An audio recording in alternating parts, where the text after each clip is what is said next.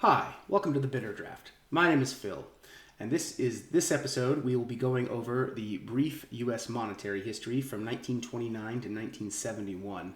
But before I begin, I want to say thank you to all my viewers. I thought I'd be talking to 15 people, and so far all of my videos have over 100, and some have over 500, which blows me away. So I'm very grateful, and I promise I will not waste any of your time. This course is designed to just be very quick, very down and dirty economic, both economic history and economic concepts. So you will, you can listen to this, like I said, while the pasta's boiling, or if you got 10 minutes at night. And I also apologize. I've had a cold the past few weeks. I know people probably heard me hacking into the microphone. This is winding down, I hope, and hopefully it won't be a long-term thing.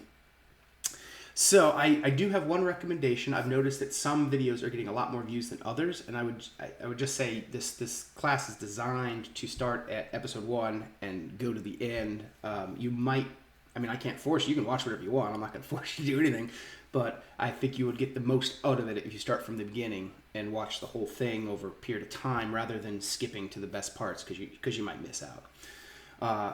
You might not understand completely. I'm building a structure here, and if you try and jump in on the second floor, excuse me, you might miss out on some earlier things, and you might not understand why.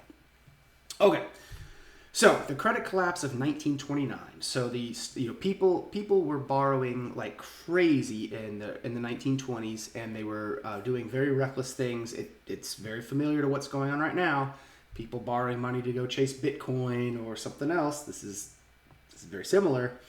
They got to the point where no more credit could be issued. Nobody said, people's loans were going due and they wanted to roll them over, and it just got to the point where the entire system itself said no, and then people started calling in loans, right? And then it just became a credit collapse. So someone who borrowed in a stock, borrowed money for stocks, got margin called. They couldn't make the payment. The bank that gave them the loan couldn't make their payments to their depositors. So people went rushing to the banks to get their money out, and there wasn't enough money because with fractional reserve banking, if you loan the same dollar out 3 or 4 different times, if any of those loans fail, then your dollar is gone. So when the person comes back for their dollar, you have to say, oh, I loaned it out to 4 different people, right? So fractional reserve banking is very dangerous, and it always leads to catastrophe. And this was one historic example. So as people ran in to get their money out, which was gold and still silver is still money. It's always money. It just goes dormant as money. But people did rush to take out their silver certificates and their silver. And there was a white hot demand for dollars. So what happens in a deflationary crash is whatever the currency is, in this case it was dollars, the demand for that currency just runs white hot. And I'm talking about the paper currency, because a bank saying that they have the money for you is worthless because they don't have it in there.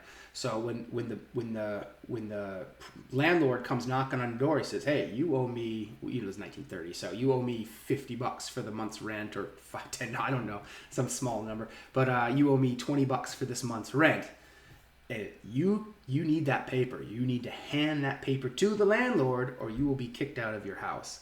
So the demand for the paper dollars and the silver dollars became white hot.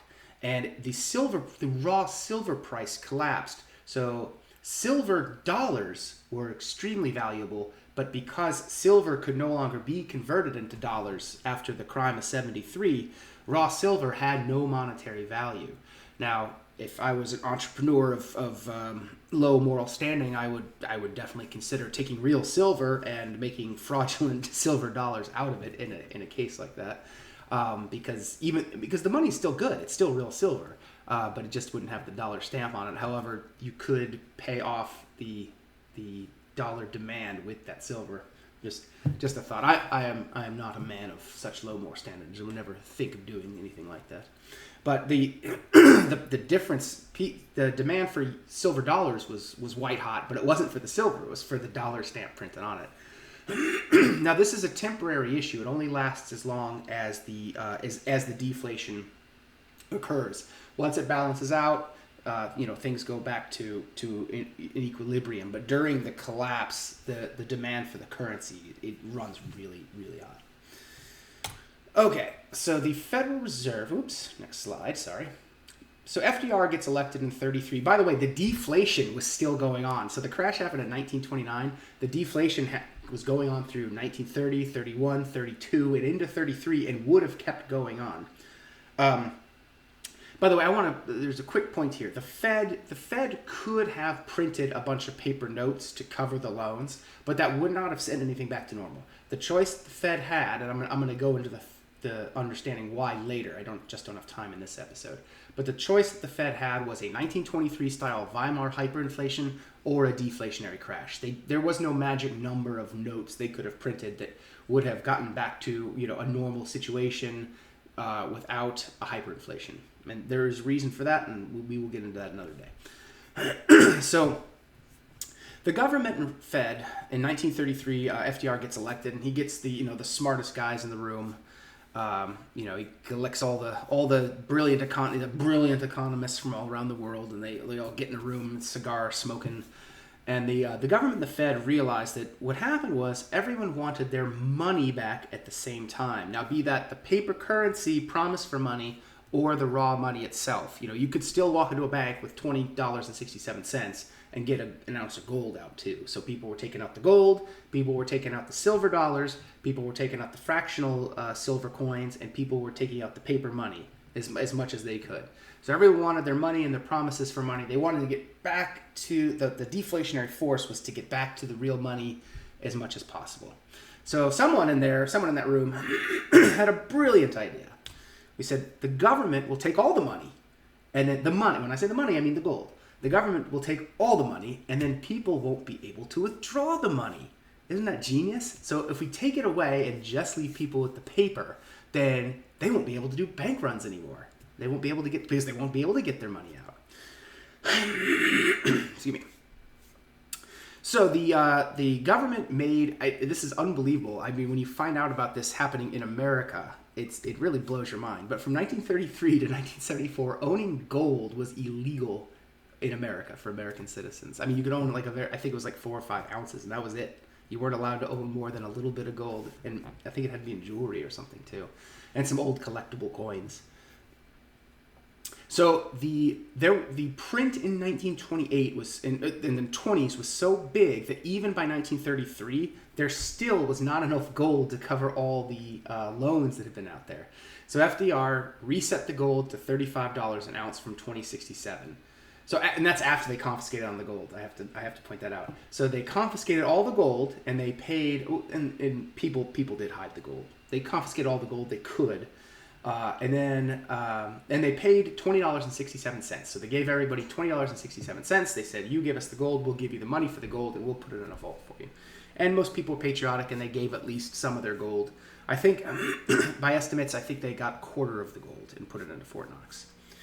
So immediately after that, FDR reset the gold to $35 an ounce. So he devalued it by 40%. So if you thought you had $20, you actually only had $12 or something, whatever the revaluation was.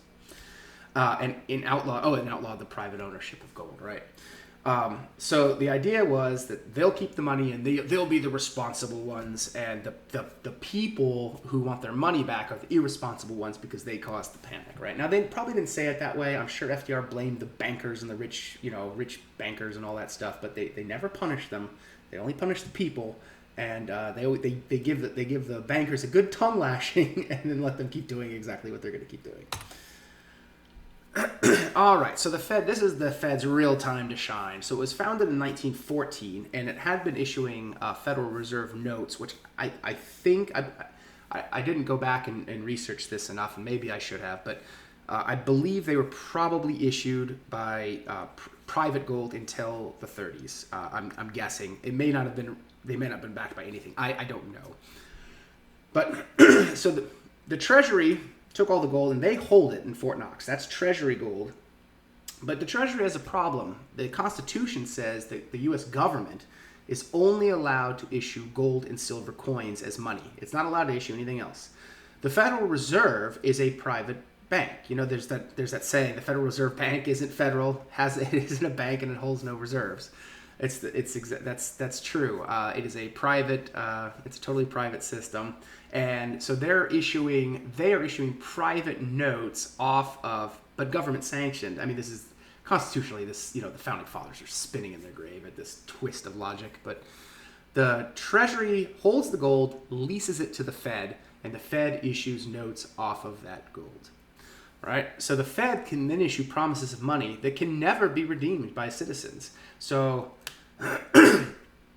if I go to you with a token and I say, hey, here's a token for it says 5 fill points on it, and I've got 5 ounces of silver in my house. So take this token and give me your eggs. Give me a dozen eggs. The person buying the eggs would say, well, can I trade this eggs for an ounce of silver? And so, no, absolutely not. Well, then what good is it, right? That's a big think there. What good is backing a currency if you can't redeem it? This is going to be an issue with the BRICS, because the BRICS are saying, oh, we're going to back it by gold, but if there's no redemption, you might as well not have it. All right. So let's see. The Federal Reserve, they've been issued since 1914. They now increase with circulation, and there's 2 paper currencies going on at the same time. There's the silver certificates that we talked about before, and now there's the Federal Reserve notes. And they both say $1, and one is a certificate for silver, which you could walk in any bank and get a silver dollar out, and the other one is this nebulous, supposedly backed by gold note. Right? All right, now we'll go on to the Bretton Woods Agreement. So in 1944, a Bretton Woods Agreement was formed, and then after the war, every country gave their gold participating, and it was most of the countries with the gold, gave their gold to the U.S. in return for dollars to be held at a fixed exchange rate of $35 for gold, and then they would peg their currencies at whatever, some sort of exchange rate to the dollar. And of course, so the idea was that it was basically America will just hold all the gold and protect it, and then there won't be any more fighting. And the thought was there wouldn't be any more fighting and attacking and trying to take the gold. The initial problem was, Europe was completely destroyed, and so was Japan. So there wasn't a lot of production out there. So America was by far the biggest producer in the world of anything. And people had to use dollars to buy those goods. So dollars were coming into America instead of going out, and they wanted the dollars to go out so the other countries could use it. So the American government went on these lavish spending programs. I have the Apollo program right here, and each of those Apollo rockets was billions of dollars, and I think there were 13, 14, 15 of them. each one of those was like the GDP of Italy or something at the time. And not to mention the Korean War, the Vietnam War, the Marshall Plan. These enormous government spending programs, kind of blew dollars out into the rest of the world. And countries like Italy I'm just using Italy or Greece or something as an example. They would not. They would break the peg, basically. They'd print too much of their own currency, and the system kind of encourage instead of punishing Italy, the U.S. would just kind of print more dollars and give it to Italy, right? So that the peg could be maintained. So the U.S. and other countries just printed and spent like drunken sailors, and this is all of these currencies. So the other countries' currencies are promises for dollars, and the dollars are promises for gold. So everyone's just printing notes like crazy, and nothing is It's not as redeemable. It's not going to be redeemable if everyone tries to go for it at the same time. But U.S. citizens couldn't redeem in gold. That's a very important point. Only other countries could redeem in gold at that time. So 1964 was the death of the silver certificate. So as everyone in the world sees all these dollars being printed, and the Vietnam War is started, and I think it started, and it's probably going badly already right out of the gate. Maybe 65 was the start of Vietnam, but anyway, we still are spending like crazy in the 60s. so as the credit and the silver certificates poured into the world, the U.S. citizens just began redeeming silver certificates for silver dollars. It was kind of like the 30s. They said, a lot of notes out here. I think I'd feel much more comfortable holding the silver. So they would, they'd take 4 quarters, silver quarters, instead of a silver certificate, or they'd take the a silver dollar. They wanted to hold it. And silver poured out of the treasury. The treasury was running out of silver, and it was hard to get more silver to make it, because the notes being printed were inflationary, right? So the price of silver is going up, and it's becoming hard to produce silver notes. And of course they say, oh, it's silver speculators, or it's it's somebody else's fault, basically. It's not our fault for printing too many notes that can't be redeemed in either silver or gold.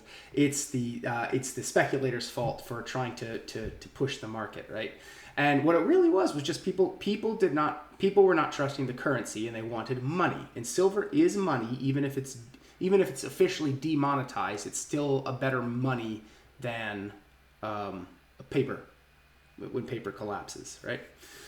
So the government responded. Instead of, once again, they could have made silver legal and allowed people to take their candelabras over to get them minted into coins again. But instead of doing that, they just completely removed silver from coins and bills. So now that's when the quarter and the dimes and the nickels lost all their silver, and they stopped issuing silver certificates. And the silver certificates that were in existence, they said those are just Federal Reserve notes now. There's no redemption for silver anymore. So Federal Reserve notes became the only currency available. And what a Federal Reserve note is, you can see it right here. It was, at this time, 1/35 of an ounce of gold that you could not redeem. But it was a promise for 1/35 of an ounce of gold. Now it's a promise for 1/2000th of an ounce of gold, and you still can't redeem it. All right, so Nixon, now we're going to get to 1971. So through the 40s, 50s, and 60s, they were printing so many notes against the gold that even other countries who were also printing tons of their own notes became concerned.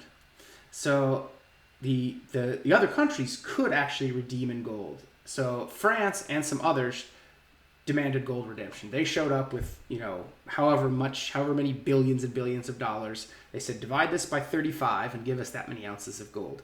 Now, the Fort Knox has not been audited since the 1950s. Supposedly, there's 8,300 tons in Fort Knox, but I don't know. I'd be surprised if at least all the gold is still there. There might be some of it still in there. I don't know. But Nixon closed the gold window again, and this is a famous video. You should watch it. But he just YouTube or Rumble, Nixon closes the gold window, and he severed the final connection between the dollar and gold, and he started the free float. And we're going to go into next episode, we're going to go into the modern system, so 1971 to today, and finish this brief history of gold. But I just want to point something out. In 1872, you could gold and silver were both money, and that's the only thing the Treasury made, and you could convert gold and silver into coins, raw gold and silver into coins at your leisure. And by 1971, you couldn't redeem anything into silver. Silver was completely demonetized and taken out of the system, and then gold was locked away in a vault, and you were supposedly given notes for the gold that you could not redeem. So you could see the degradation, just the lack of, the breakdown in the trust of the system, and we're gonna continue on from there next week, and how it just is gonna get worse and worse and worse. All right, thanks for watching, everyone. Have a great day.